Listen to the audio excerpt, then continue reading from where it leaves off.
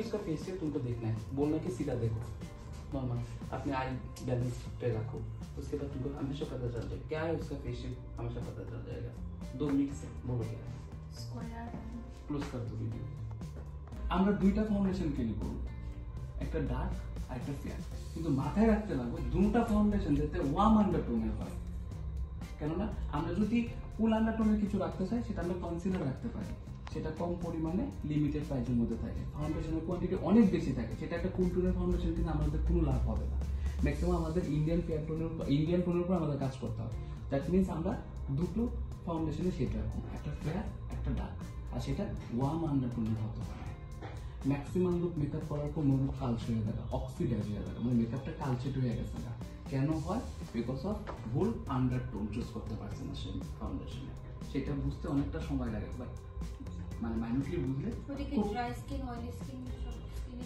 হ্যাঁ, তুমি skin preparation তুমি আলাদাভাবে করবা।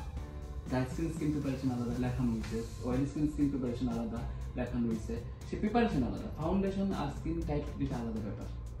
ফাউন্ডেশনের মধ্যে থাকে ডিউ ফিনিশ একটা ব্যাপার থাকে, সেটা স্পেশালি নর্মাল স্কিন আর অয়েলি স্কিনের উপর ভালো যায়, ড্রাই স্কিন তো যায় না। আমরা যদি ফাউন্ডেশন কিনতে চাই কোনো দোকানে, তাহলে আমরা কি করে বুঝবো যে আমাদের সাথে কোন ফাউন্ডেশনটা যাচ্ছে কি না?